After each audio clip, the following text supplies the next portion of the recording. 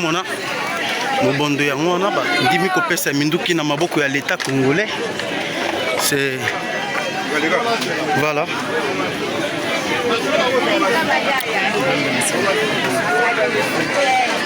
Ça va, non?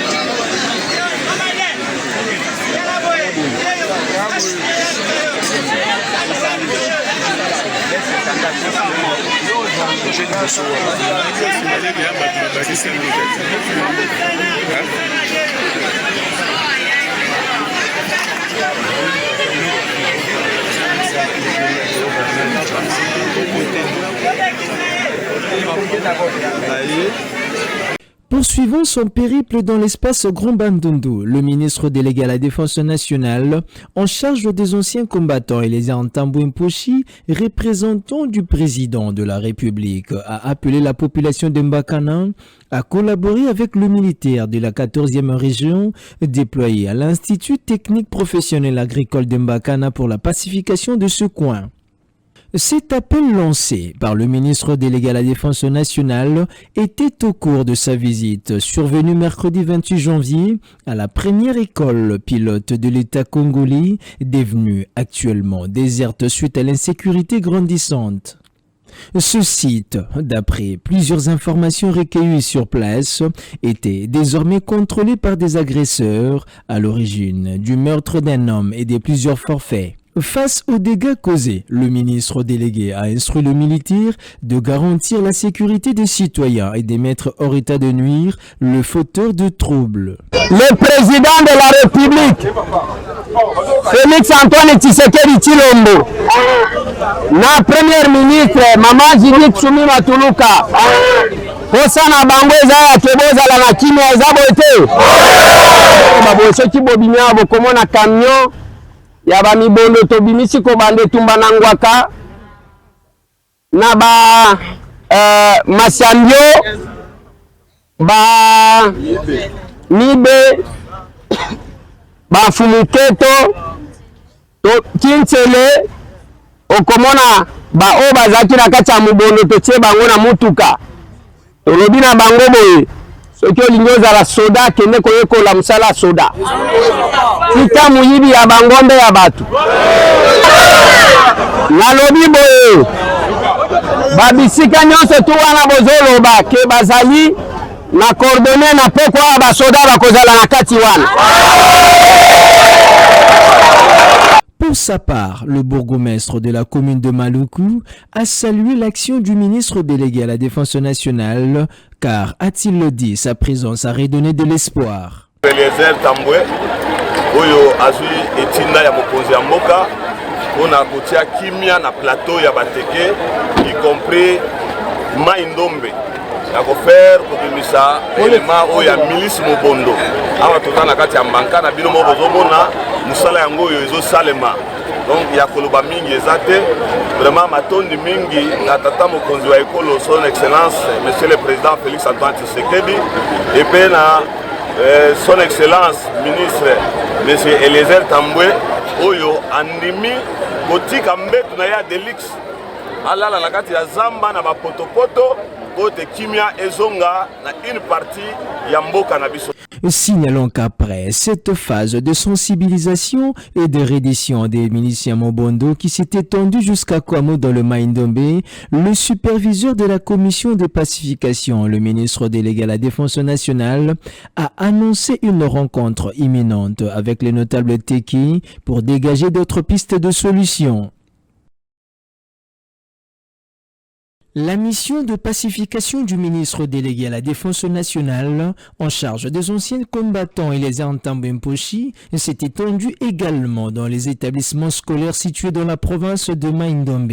La délégation du ministre délégué s'est dirigée ensuite à l'école privée catholique des Sœurs de Saint-Benoît-Joseph Labray au village Masiambio, considéré comme leur lieu de transit avant de regagner Kinshasa. Très engagé pour l'éducation, le ministre a dès lors échangé avec les élèves de cet établissement scolaire sur les conditions dans lesquelles les cours sont dispensés. En présence de leurs responsables, le ministre délégué a profité de cette occasion afin de revenir sur les efforts du gouvernement séminois pour la pacification de ce coin.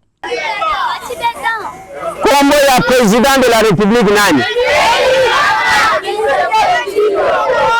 Voilà. Kombo ya premier ministre na biso nani?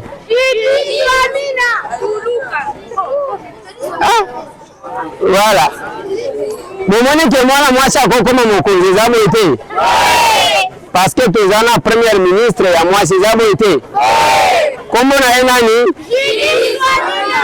Est-ce que boyebi ya? Kombo na nani? Nayebi te? alobeli makambo ya baba na banini wana eza makambo tokende koloba kuna to expliquer kuna mais nalobi na bino insécurité za mabe parce que tout le programme à gouvernement est collé à tel likolo insécurité nzela ekotongama te likolo insécurité ba classe ya bana ebukana likolo insécurité ozomona yango moni toye koyisa bandeko na biso ya mibondo batika mobondo comme ça tomema bango na Kinshasa bakesala misala misusu toyokani. Alors soki sécurité koti batu bakoya programme à gouvernement ekosalema bokomona kaka ngai te bokomona ba ministre mususu. De leur côté, les responsables de 4 écoles, tous venus pour cette même occasion, ont expliqué à la presse les difficultés et conséquences occasionnées par ces conflits intercommunautaires. Problème tozana wa awa ezali mwa pasi problème ya ba enseignant banda makama mobonde banda ba enseignant mingi bazonga te na école. Na école moko komona par exemple na école secondaire tozaka école ya 12 enseignants na listing no mona 4 enseignants baza sur place bana moya baza ko à la complexité ezate bana bazo souffrir ba ko mususu bazo zwa ba ko mususu bazo zwa te bana bazo mona pasi tozotanga na ba condition moko ya mabe depuis ba atrocité kota na mboka na biso ba classe ebukana bana bakoma kotanga na mabele. Pour le moment na machambio awa moi calme ezali na 80%. 80% bana bazotanga mais bakote mususu nde toyebite. Personne merci ndele boyenza nda tindele biso bino ko bino muzanda ba solution na biso. Po bana o so bazi matière te. Le biso bazate bana ba ko remplacer la place na biso.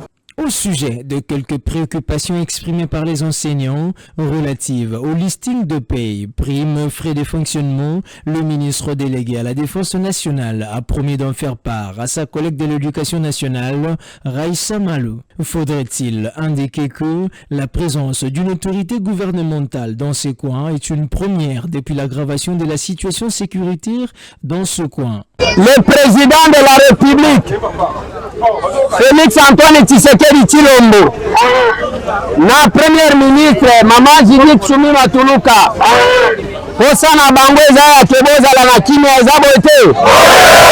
Baboso kibobinya bokomona camion ya ba mibondo to bimisi ko bande tumba na ngwaka na ba masambio ba nibe bafumuketo to kintsele okomona ba o bazaki na kati ya mubondo to tie bango na mutuka tolobi na bango boye soki olingi ozala soda kende koyekola mosala soda tika muyibi ya bangombe ya bato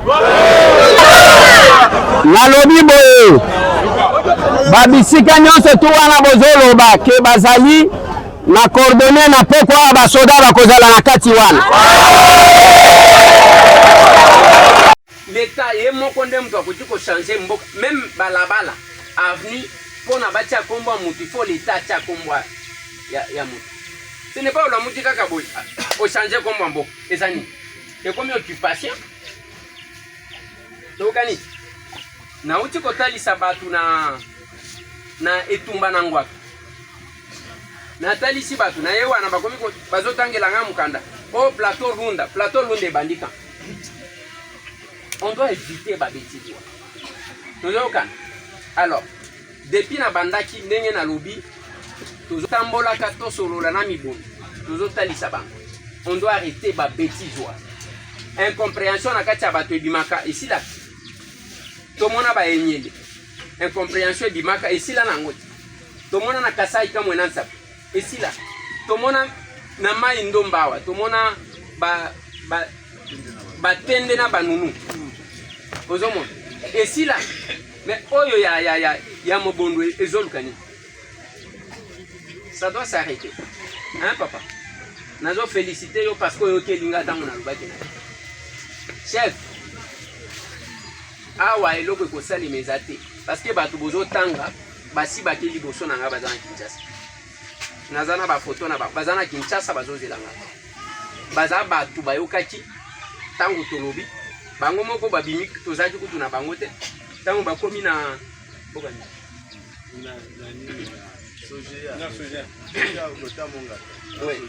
tango bakomi na Sogea babeninga ke tokomi a na lobi na bango ke bo précéder bo kende Kinshasa ndenge tozolo ba bazana Kinshasa bazolila na sima nango samedi oyo ndeni nazo yamba quelques leaders ya bateke parce que zape na batu misusu ya bateke baza mabe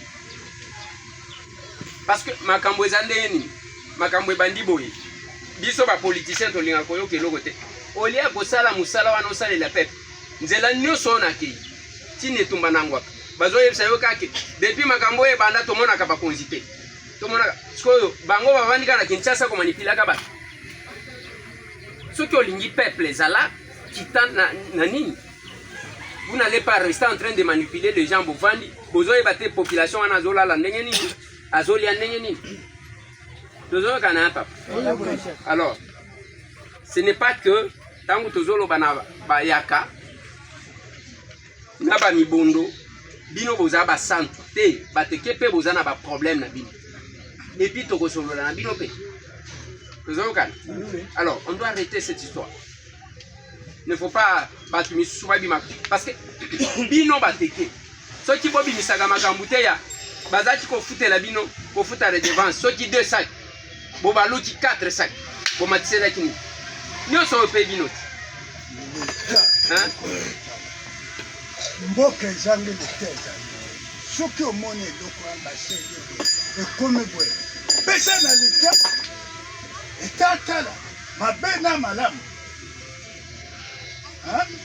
koyoka te yo ozala mokonzi ni gauche ni droite balikuta pamba wana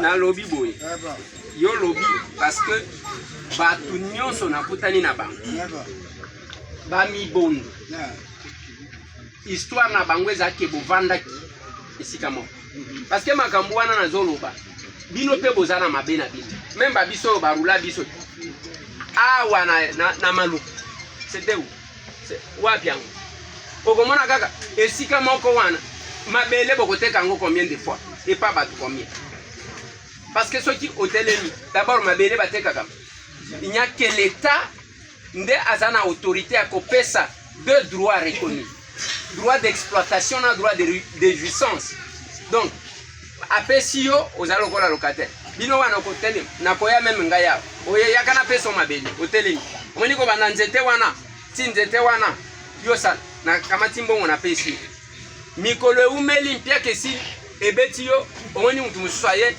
yaka kata wa mutu désordre tozo vivre yango peti tozo vivre.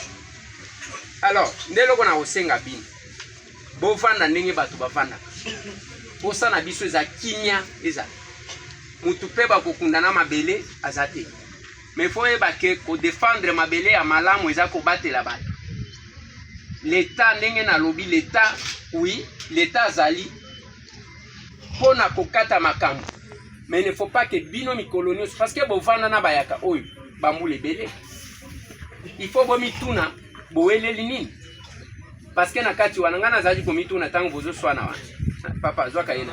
Alors que ba oyo bobota na bango bokozwa bana bokati bango katikati ko makambo nini bozo. Alors il faut vendre calme batozo tanga bazana nini d'abord batumisa totangi moko asha kufa bakar kombo ya président de la République nani voilà kombo ya premier ministre na biso nani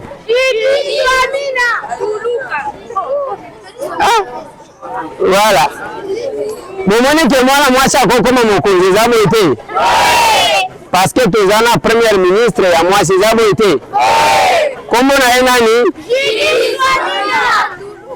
voilà c'est maman Judith Suminwa Tuluka. Est-ce que vous avez vu là? Comment on a nani?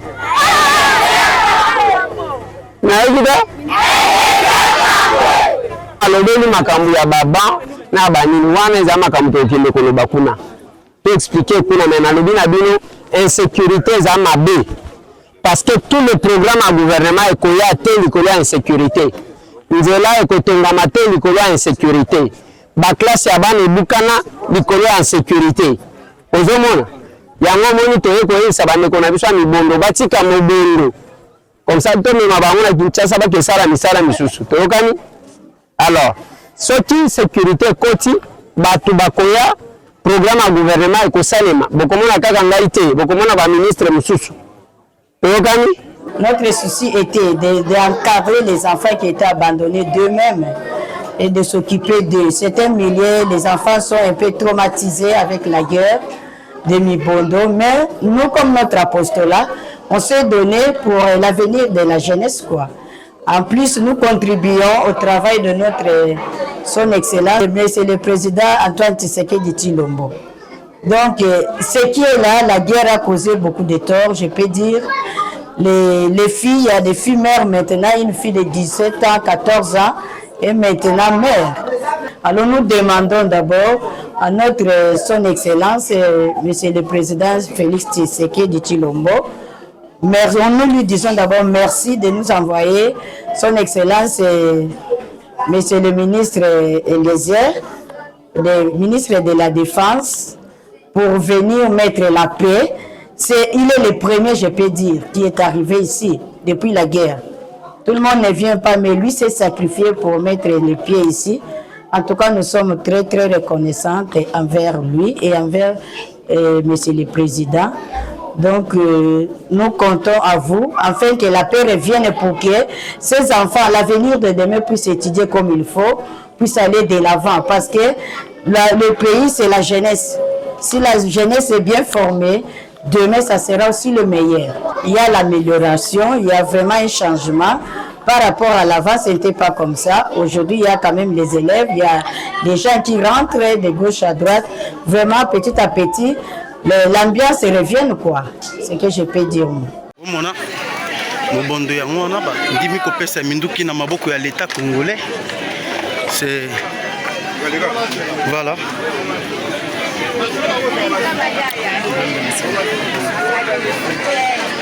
Ça va, non?